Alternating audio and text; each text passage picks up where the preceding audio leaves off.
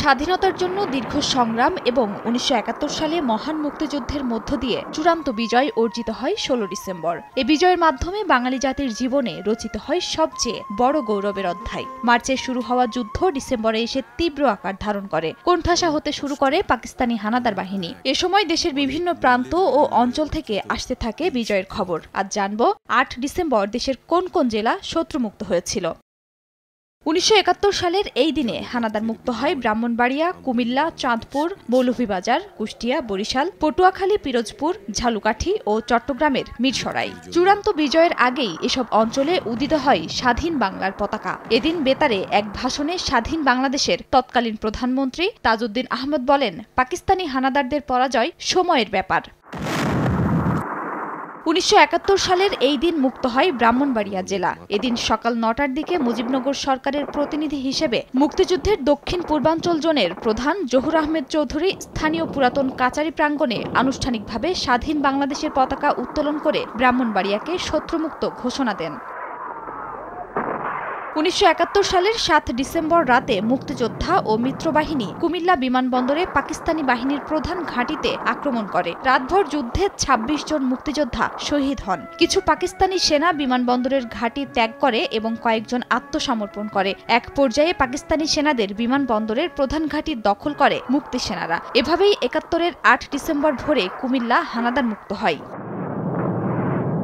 চাঁদপুর জেলায় সর্বশেষ যুদ্ধ হয়েছিল ৭ ডিসেম্বর লাকসম ও মুজাফফরগঞ্জ মুক্ত হওয়ার পর। যৌথ বাহিনী হাজীগঞ্জ দিয়ে ৬ ডিসেম্বর চাঁদপুর আসতে থাকলে মুক্তি সেনারা হানাদার বাহিনী প্রতিরোধের সম্মুখীন হয়। যৌথ বাহিনীর পাল্টা আক্রমণে দিশা হারিয়ে দুটি জাহাজে করে নৌপথে ঢাকার উদ্দেশ্যে পালিয়ে যাচ্ছিল পাকিস্তানিরা। এ সময় মুক্তিবাহিনী মিত্রবাহিনীর ট্যাঙ্ক ও বিমান হামলায় নদীতেই তাদের চিরকবর রচিত হয়। মুক্ত হয় চাঁদপুর।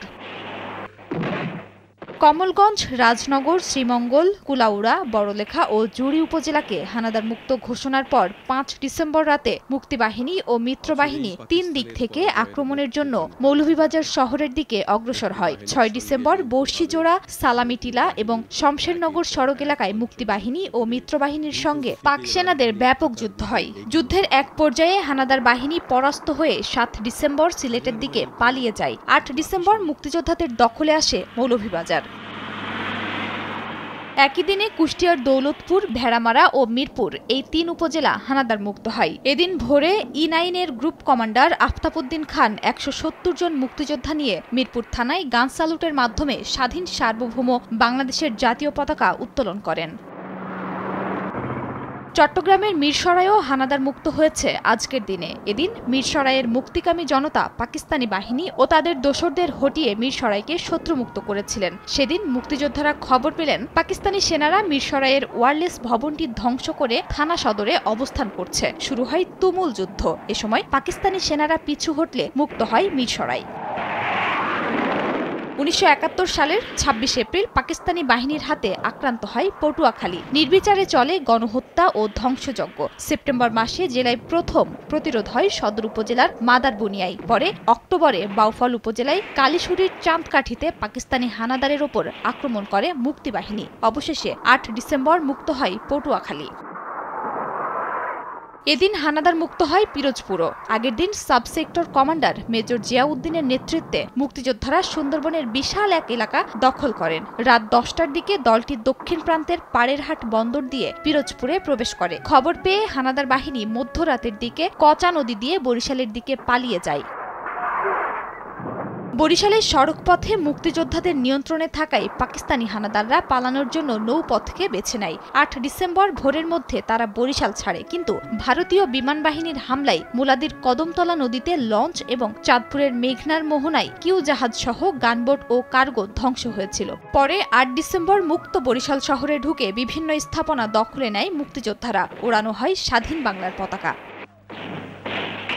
১৯৭১ সালের এই দিনে পাক হানাদার বাহিনী ৪ দিক থেকে অবরুদ্ধ হয়। পরে বাধ্য হয়ে দুপুর ১২:৩০টার দিকে ঝালকাঠিতে অবস্থানকারী মিলিশিয়া বাহিনী পালিয়ে যায়। এ খবর ছড়িয়ে পড়লে ঝালকাঠির আশপাশে অবস্থানকারী মুক্তিবাহিনী বিকেল থেকে শহরে প্রবেশ করতে থাকে। পরে রক্তপাতহীনভাবে ঝালকাঠি হানাদার মুক্ত হয়। এছাড়া একই দিনে স্বাধীন হয় নরসিংদীর শিবপুর, গাইবান্ধার পলাশবাড়ি, নড়াইলের লোহাগড়া ও ময়মনসিংহের ভালুকা।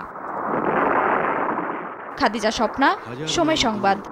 জাতিসংঘে